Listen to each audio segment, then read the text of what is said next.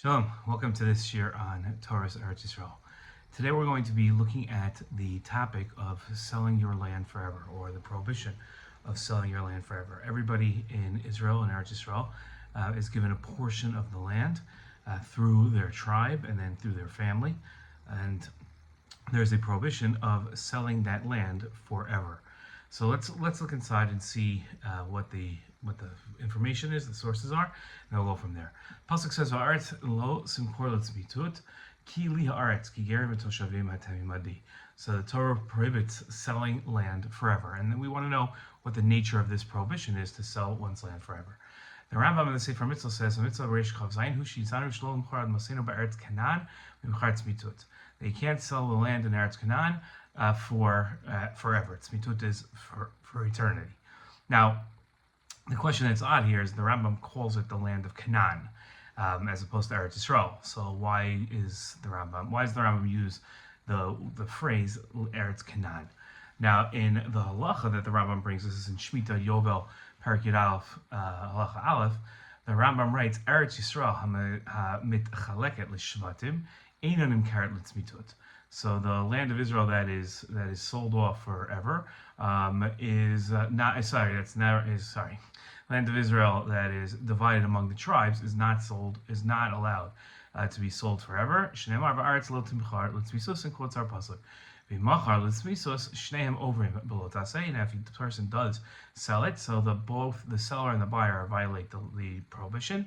V'ein ma'asehem mo'olim el tachzor hasad el ba'al beyovel. And the sale doesn't go through; it doesn't work, and the field returns to its owner at Yovel.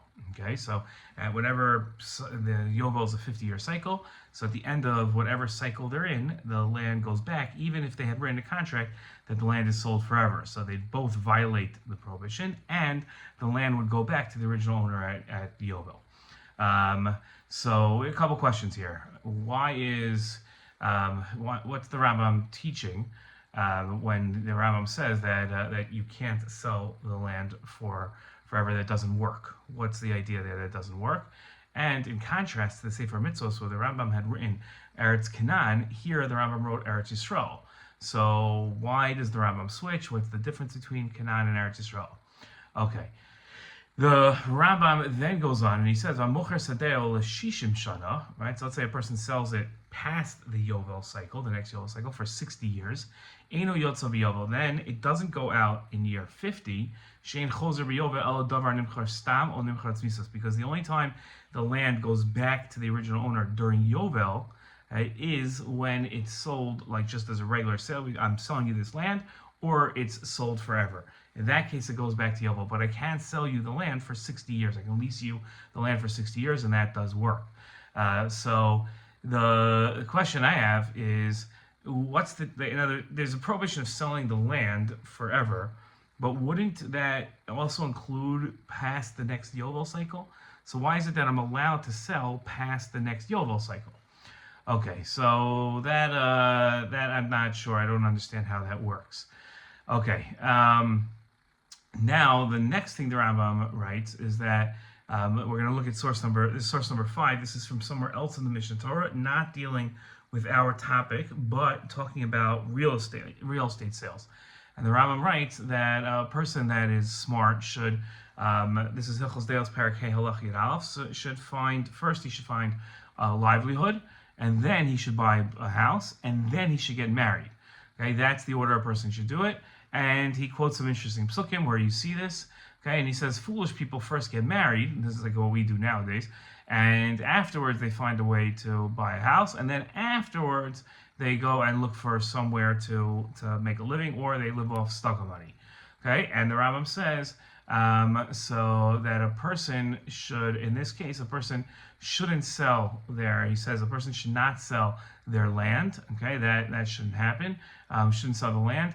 And shouldn't sell the land, let's say, for something that's movable objects. So as real estate is the prime investment. Don't sell your house to be able to afford a car. But now, this isn't usher. The Rambam was just giving advice. He's saying that a person shouldn't do that.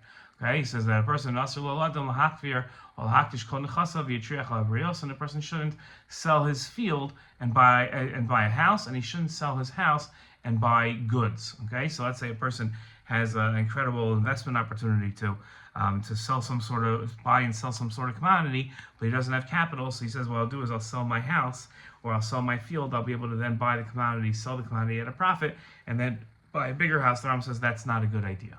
Okay, now the Rambam then says, going back to Hilchos Shemitah V'Yovel, the halachos that we were looking at in Hilchos Shemitah V'Yovel about selling your field forever. There, the Rambam says, Lo yimkar adam beiso l'sodeh chuzaso, af al pi shehem chozrin achar zman. It's even though it's permissible to sell your field for a limited amount of time, and then it'll come back to you at the Yovel year. Even though that's permissible, okay, a person shouldn't do so unless they're forced to do so out of poverty.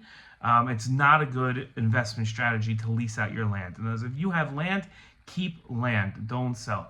Okay, so I'm curious as the nature of the din that someone shouldn't sell their land unless they're forced to do so out of poverty. Now here the Rambam's not giving advice. The Rambam's saying that when it comes to having land in Eretz Yisrael, you shouldn't sell that, okay, unless it's out of poverty and you have to. Now, is that different than the investment strategy that the Rambam gave in Hilchos Deos, that a person shouldn't sell off real estate property for an investment, or is this just the exact same advice, just phrased differently and actually phrased as a halacha? So I'm curious about that. Okay, now to understand the Ramban is going to object to the Rambam, but in order to understand the Ramban, we have to see a Gemara first, okay?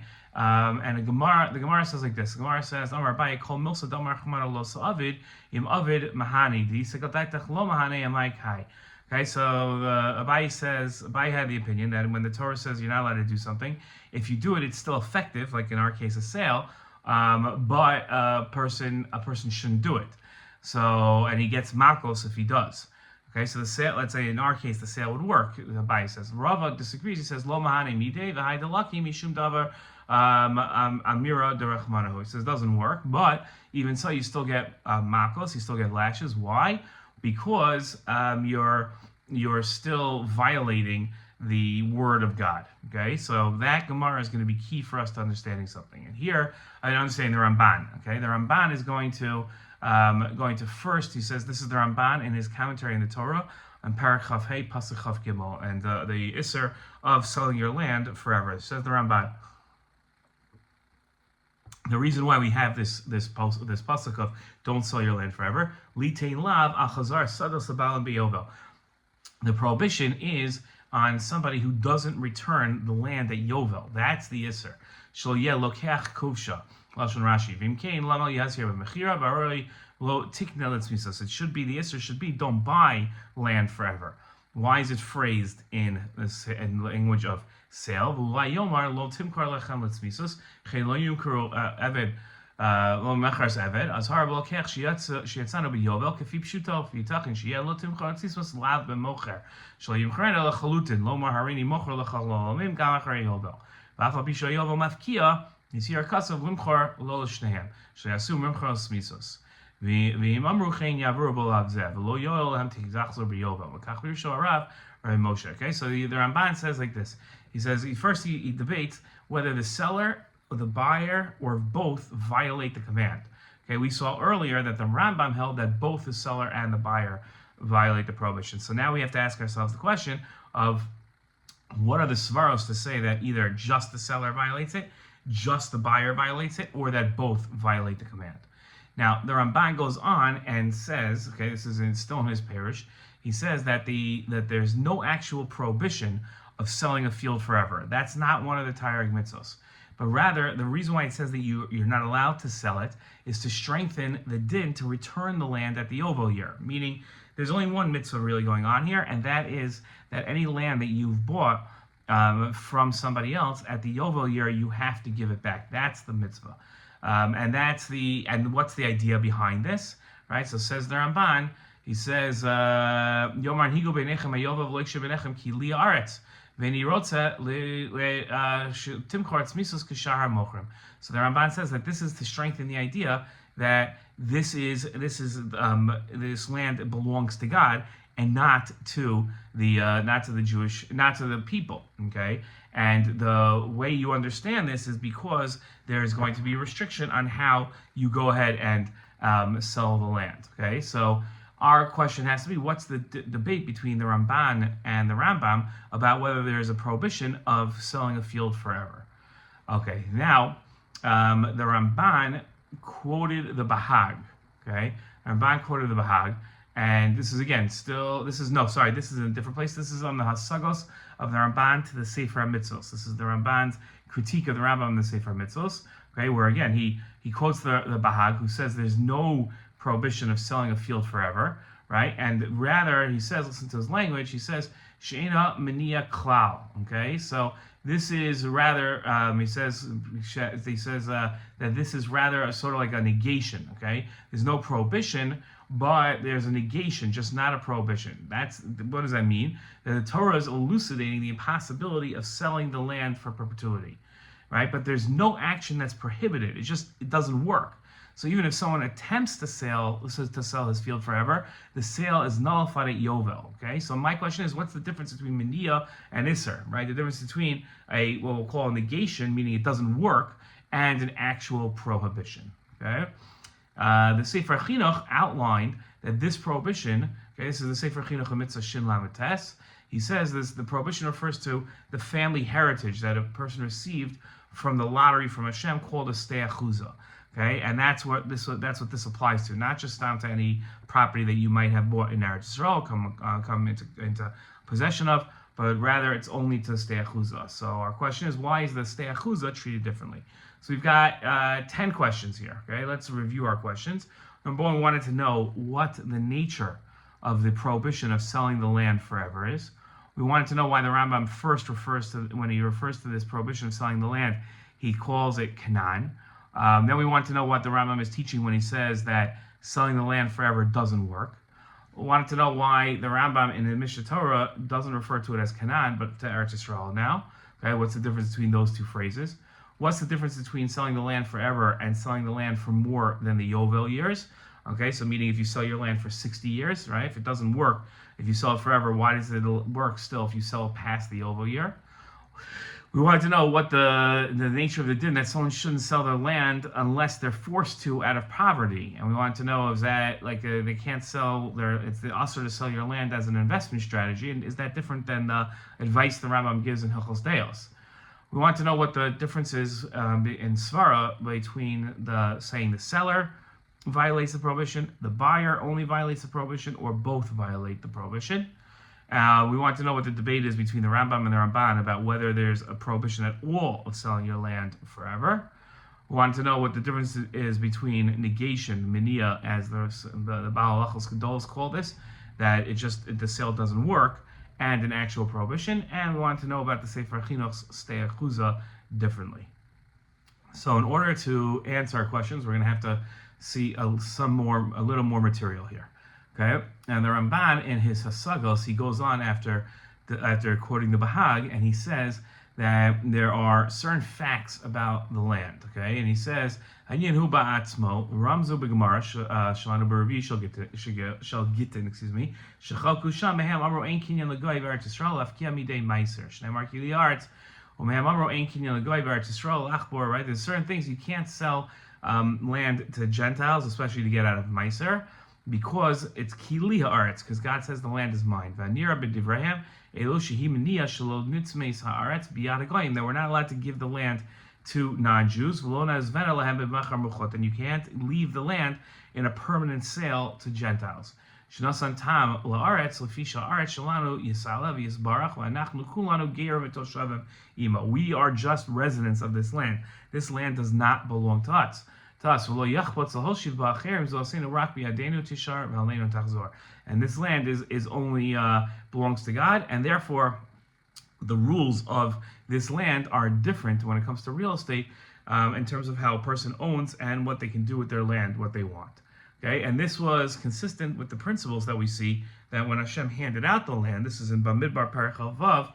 Says Le'ela techalik arts benachla b'mispar shemos lo'av tabel nachlaso l'mar tamid nachlaso ish l'fi pekudav yitain nachlaso ach begoral yechalik esaretz. So the land was given out in a divine lottery, and Rashi says al pi hagoral hu midaber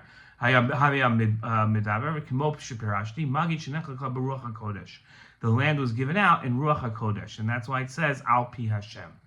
Okay, so now what we want to say is as follows. Here's my svara to explain all our questions, and to understand this halacha, that you can't sell your land forever, that the prohibition, when it comes to the issur of selling land forever, it's a restriction on a person's ownership of land. That's what this halacha is doing. It's restricting ownership. Usually means you can do whatever you want with your object. You can destroy it, you can be mafkir it, you can sell it, you can do whatever you want.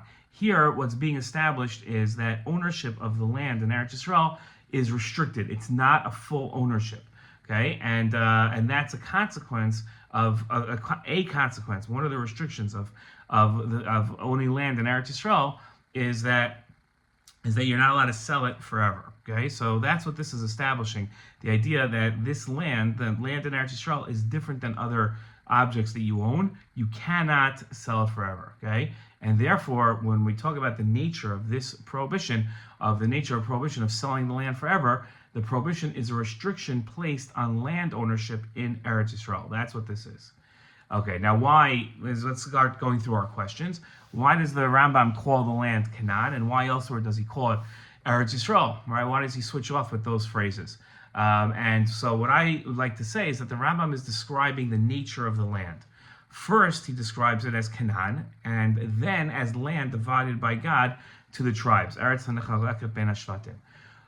All this description does is characterize the land as not belonging to people, as all other lands do belong to people. By calling the land Canaan, the Rambam is explaining that the land wasn't ours, and then it was won by God's help. Right? That's how it became ours. Now, by calling the land Eretz Yisrael and Nechalkas Ben HaShvatim, the Rambam is explaining that the portions of the land were divided out not by popular vote or by land grabs, but rather by God, who gave it out to the tribes by way of the lottery. And that's why the Rambam switches off between the two phrases, because he's characterizing the nature of the land. Okay, and what's the Rambam teaching when he says that selling the land forever doesn't work? Right, that's a principle that we saw. So the Rambam is explaining the type of prohibition that we have here.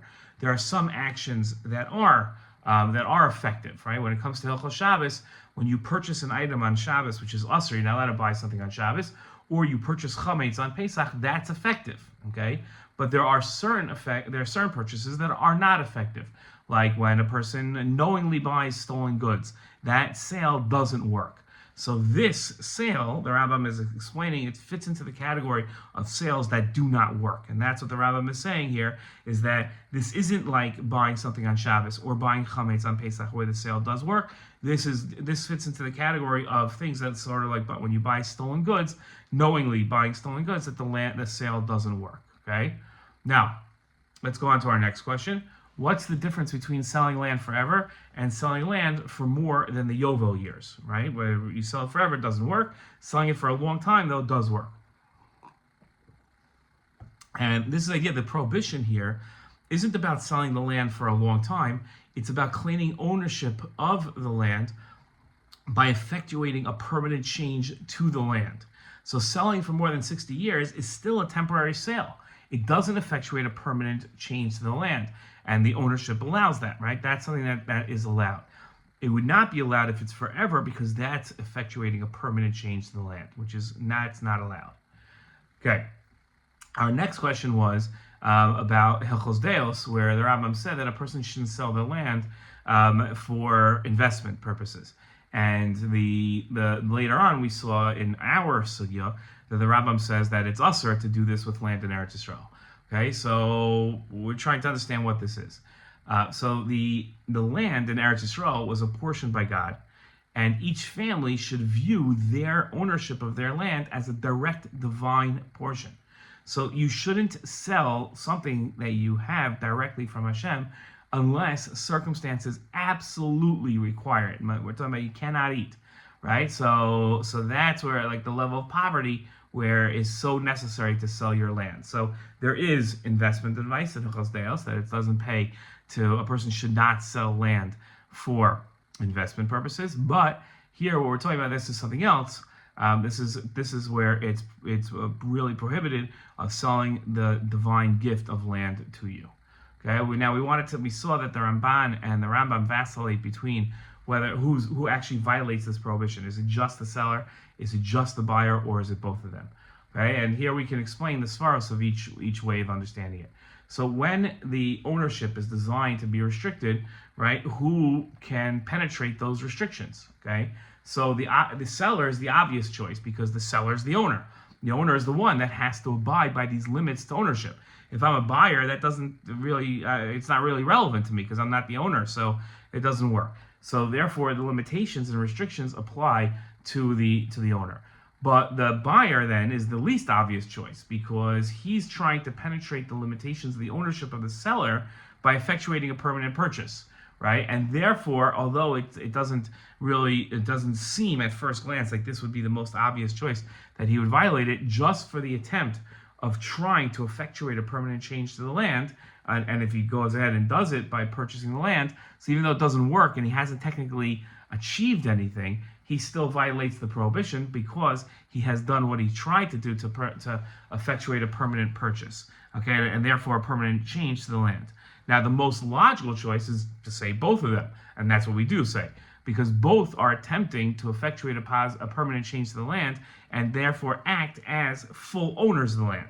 Seller is trying to show that he has full ownership. I can do what I want. I can sell it to whoever I want. And the owner, the buyer, is saying I can buy anything I want. Doesn't matter where this is. So therefore, they both violate this prohibition. Okay, and now we have a larger meta type of debate here between the Rambam and the Ramban as to whether or not there's an isser to sell the field forever, right? So the Ramban's point is that the pasuk is describing the reality of what is and isn't effective. That's how the Ramban reads the pasuk of lo timchor b'tzmisos. The Rambam understood that this is a prohibition and a prohibition against trying to effectuate change. Okay, and now we had the Bahag. What's the difference between negation and a prohibition? So the negation is a reflection of the reality. Okay, the land cannot be sold forever because man doesn't have permanent ownership. The prohibition is a command to stop a person from trying to effectuate the impossible. So that's the difference between negation, right, minia, right, which is just a reflection of reality. The land cannot be sold, doesn't work. And but saying that there's a prohibition is a command to stop a person from trying to effectuate the impossible, which is the sale of the land. The last question that we had was the Sefer Chinuch, by what's the stei achuza, why is that treated differently? And it's treated differently because it is the portion given to a person by God. And that is something that the person cannot do. So what's our overall takeaway from here? So our lesson about Eretz Yisrael is that as much as the Kadosh Baruch Hu gave the land to Bnei Yisrael, the ownership that Bnei Yisrael has is not a permanent ownership. It is a temporary ownership.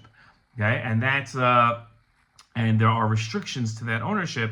The one that we learned about in this sugya is selling it forever. One cannot do. Okay, I hope you enjoyed and got something good about Eretz Yisrael out of this year. Shalom.